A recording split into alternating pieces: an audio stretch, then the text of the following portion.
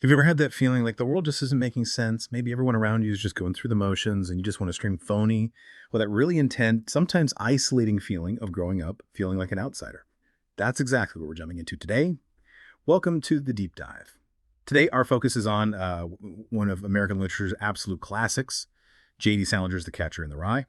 Came out in 1951, and it wasn't just a book, it became this massive cultural thing, right? A really raw look at being a teenager that somehow still feels, incredibly relevant. So our mission today isn't just to recap the plot. We want to really get into the heart of Holden Caulfield's whole experience, explore his struggles with feeling alienated, his search for something real, something authentic, and maybe figure out why this story just keeps hitting home for new readers, generation after generation. We're working from a detailed summary plot, characters, themes, all that good stuff, but we're hoping to connect the dots in maybe a slightly different way for you. So let's get started. Okay, so first off, we meet Holden Caulfield. He's 16, pretty fed up with everything, and he's actually telling us his story from a rest home. He's getting psychiatric treatment. And Salinger just throws you right into his head, doesn't he?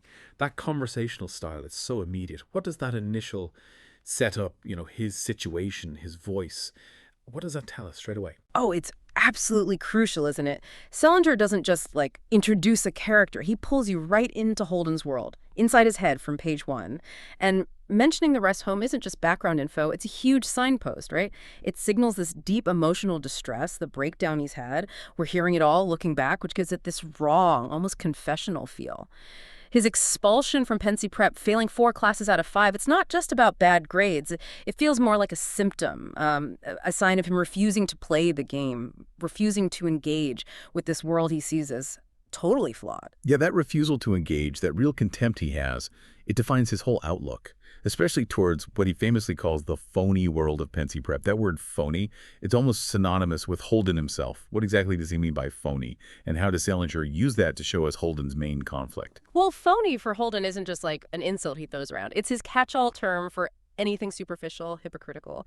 Basically anything he feels isn't authentic, especially in adults or kids trying to act like adults. It's the lens he sees almost everyone through. Think about Mr. Spencer, his history teacher, lecturing him about responsibility. Holden just finds it annoying. Not necessarily because the advice is bad, but because he sees it as empty words, right? Like a performance of concern, not real caring. And it extends to his classmates, too. The summary mentions that big fight with his roommate Stradlater about Jane Gallagher. Jane is someone Holden really cares about, almost puts on a pedestal as this symbol of innocence. Stradlater, though, he's arrogant, casual about everything. He represents that exact phoniness Holden hates. And that fight, which is really about Holden wanting to protect Jane's innocence, becomes the last straw. It's what pushes him to just leave Pensy early and start that journey alone. Right. So instead of going home, he just bolts, takes a train to New York City. You'd think maybe the city, all that energy might offer some kind of escape. But it seems like it actually does the opposite for him. How does arriving in New York, this place packed with millions of people, somehow make him feel even more isolated? Yeah, it's ironic, isn't it? The city kind of becomes a mirror of his own internal state. He wanders around bars, hotels, nightclubs, but it doesn't feel like he's really looking for connection. It's almost like he's looking for proof that everyone is phony, that he is alone.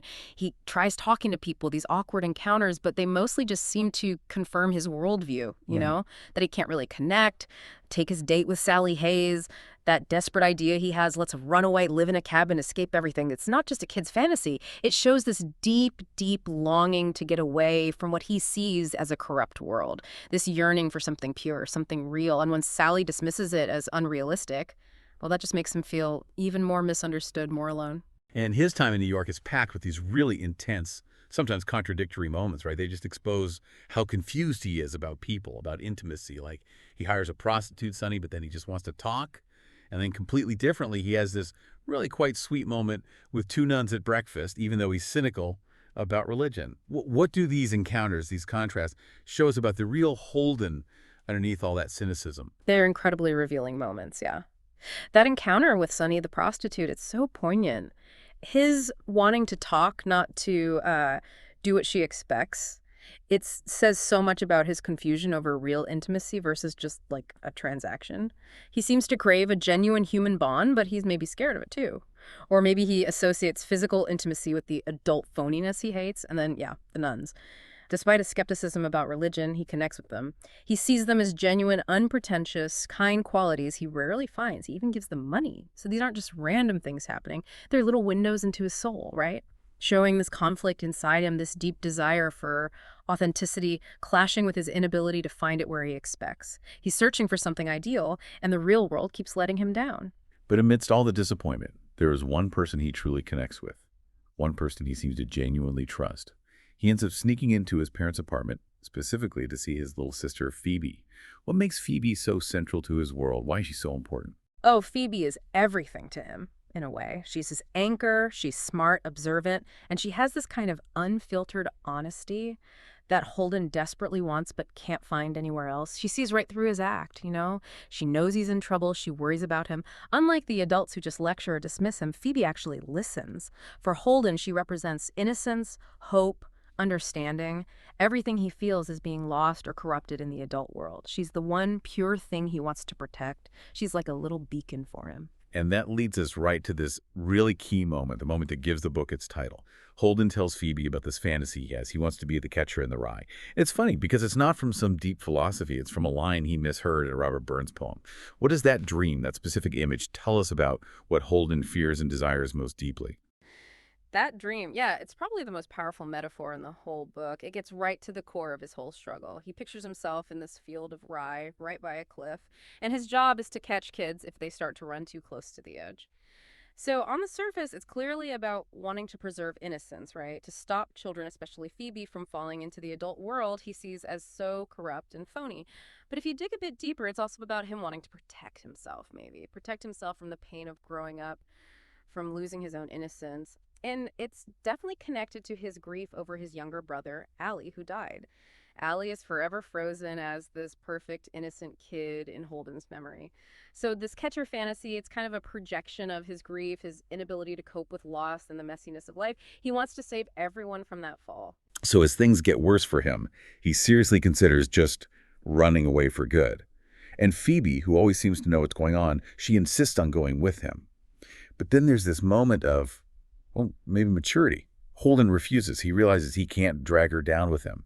And that leads to another really significant scene. Yes, that's the turning point, isn't it? When he takes Phoebe to the carousel in Central Park. It's such a quiet scene, but so powerful. He watches her going around, just full of pure joy, completely unburdened. And seeing that, it gives Holden this rare moment of peace, actual happiness. He's standing there in the rain, watching her, and it's like something shifts in him. An acceptance, maybe. It's not like he's suddenly cured, but it's a crack in his rigid view of the world. He realizes you can't actually catch kids. You can't stop them from growing up, from reaching for things, even if they might fall. And that realization allows him to decide not to leave, to choose maybe just tentatively to face the world instead of running away from it. Okay, so how does it all wrap up for Holden? We know he ends up in the rest home telling this story. Salinger doesn't exactly give us a neat ending, does he? But Holden says something interesting at the end. He misses the people he's been talking about, even Stradlater, even the annoying guys at Pensy. Yeah. What does that suggest? Yeah, that ending is so important because it doesn't tie everything up neatly. It suggests there's potential for him to reconcile with life, maybe, but it's uncertain. The fact that he misses even the people he called phony, it hints that maybe, just maybe, he's starting to find a way to deal with the world, imperfections and all, to see people more complexly. He's not fixed, not by a long shot, but he's reflecting, he's telling his story, and that process itself is maybe a step towards healing. It leaves you, the reader, wondering, what happens next. And that ambiguity is part of why it stays with you. Right. Let's pull back a bit then and talk about the big themes that run through Holden's story, because these are really the reason the book is stuck around and means so much to people. Absolutely. These themes are why Catcher hits such a nerve and still does. First, you've got alienation and isolation. That's central. Holden's feeling totally disconnected. It's not just teenage angst, is it? It's this powerful look at the universal struggle to figure out who you are, where you belong, feeling misunderstood. His whole phony critique, it's partly a real observation, but it's also a shield, right? A way to keep distance from things that confuse or hurt him. Then there's the loss of innocence. That Catcher in the Rye dream sums it up perfectly. This desperate wish to protect purity, keep things untainted by adulthood. It's tied into his fear of growing up, facing disappointment, and like we said, it's deeply linked to Allie's death, that idealized innocence he lost and can't get back. And of course, the phoniness of the adult world. For Holden, this isn't just a minor annoyance, it's almost an obsession. It fuels so much of his anger, his cynicism, and ultimately his isolation. He just can't stand anything that feels fake because he craves genuine connection so badly. And finally, something that feels maybe even more relevant now is the focus on mental health. Holden's story leads to a breakdown. It really highlights the impact of depression, loneliness, unresolved trauma, especially in young people. Salinger didn't sugarcoat it, which was pretty groundbreaking at the time. So bringing it all together, what does this mean for us reading it today, decades later? Why does it still resonate so much? Well, I think The Catcher in the Rye stays so influential because it taps into something timeless about just being human, especially being young and human. So many readers across generations see bits of themselves in Holden's confusion, his feeling alienated, that search for something authentic in a world that often feels, well, phony. It's this really specific story, but it captures that universal, messy, sometimes painful transition from being a kid to being an adult. Salinger just gave voice to that mix of cynicism and deep, deep yearning for connection that a lot of us feel. Yeah, to really underline that point, Salinger, through Holden's unique voice, just nailed that intense, confusing feeling of trying to find your way as a young person. It's a reminder that underneath all the anger and the pushing people away, there's often this huge longing for real connection, for authenticity, which maybe leaves us with a final thought to chew on. Holden really battled with what he called phoniness, often using it like armor.